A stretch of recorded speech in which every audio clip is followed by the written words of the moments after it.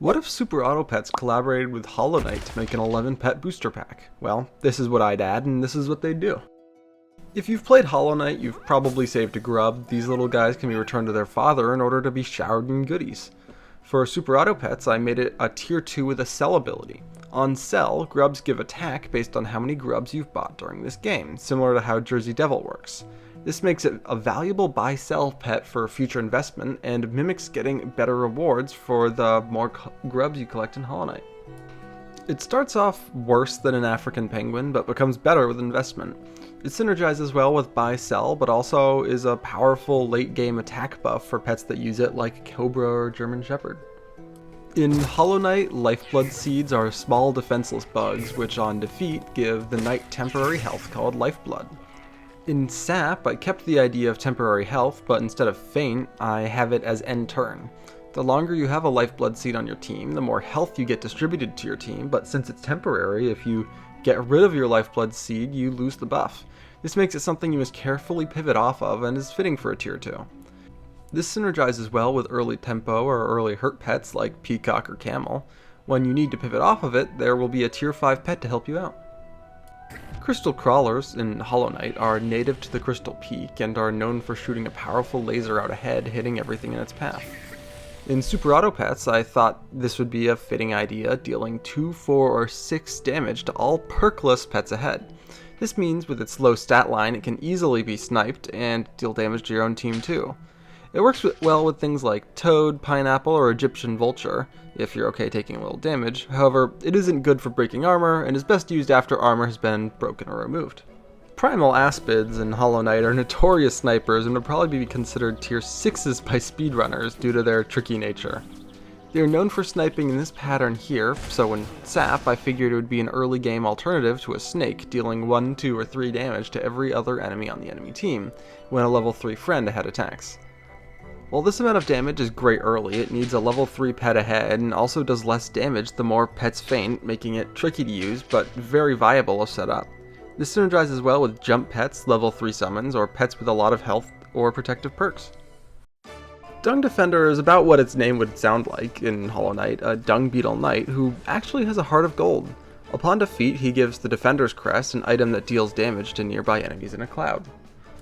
In Sap, I built off this idea as after 3, 2, or 1 friendly attacks, including its own, it does 2 damage to adjacent pets. Having the ability to trigger change on levels is a really fun thing I want to see more of in Sap, and it's a great fit for Dung Defender. This can be used to enable hurt pets or up front to deal chip damage to enemies, or both. It is a tricky pet to keep without synergy, but can also be a powerful enabler, with hurt pets like Camel, Piranha, or others. False Knight is the first major boss in Hollow Knight, making rocks rain from the ceiling on attacks. To play off this theme, False Knight does the same thing after attack. Similar to how Phoenix works with Crisp, False Knight hits 3, 6, or 9 random enemies with rocks, which is a powerful but risky endeavor. It fills a similar role to Dung Defender, although riskier, allowing you to activate your own hurt pets or hurt the enemy, but can be a powerful weapon against summon teams too, or other builds with low health. Now may also be a good time to mention that this pack comes with a Hornet mascot. Hornet, the main playable character in the allegedly upcoming Silk Song, is now a mascot in the Sap theme with a theme based on knitting with her needle. The Nailsmith in Hollow Knight is one of many friendly NPCs, one which lets you pay to improve your gear.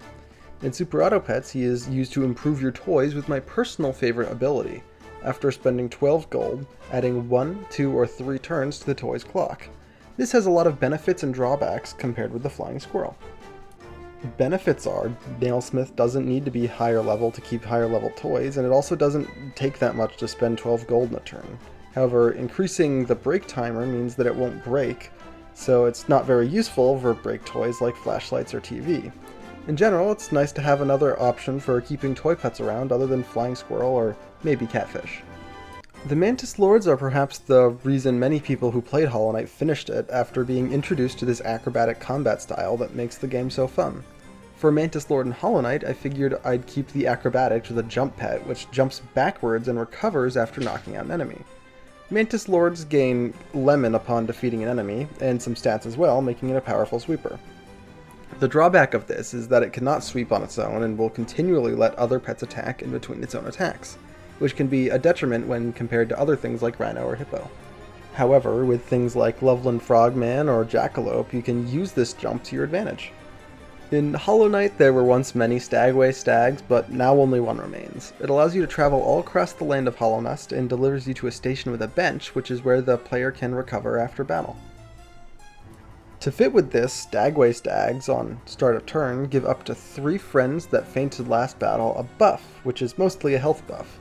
This will help your pets recover after a loss, but can't be used on all pets and isn't very consistent, as if a pet doesn't faint, it doesn't get any stats, and on getting stats, it's less likely to faint. This makes the Stagway stag a perfect pivot pet, as it brings you from one build to another, just like it brings the knight from one place to another. Broken Vessel is a boss in which you fight not only the boss, but many infected balloons in which it summons, which you must dodge around or destroy. In Super Auto Pets, it's a summoner, similar to a fly mixed with a poodle. Broken Vessel summons infected balloons, token pets with no ability, when a friend of a unique tier faints.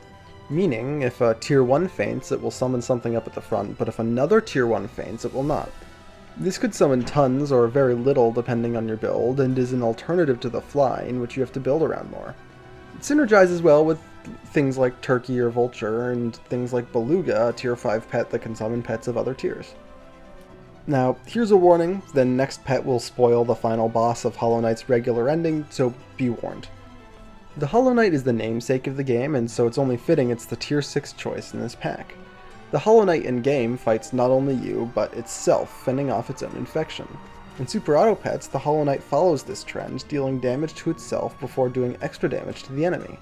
This damage gets better the longer it survives, dealing 14 damage at first, then 21, then 28, if it can get that many attacks off. This mimics the fighting of itself and the multiple phases the boss goes through as it gets stronger. It struggles to hold armor because of its self-damage, but synergizes well with pets that heal, like last week's Bulbasaur, or with things like Garlic or Potato that might help it get by. This unit is a big risk and needs investment to function at full potential, but may be just the choice that is needed in order to keep the enemy at bay. And that is Hollow Knight and Super Auto Pets. There are a lot of things I didn't get to, like Nosk, Brooding Malek, or even the true final boss in Hollow Knight, so let me know if I should do a part 2. Next up is Pokemon Part 2, and you can make suggestions for that on my Discord, where I'm already for sure taking at least one viewer's idea for it. Thanks for watching.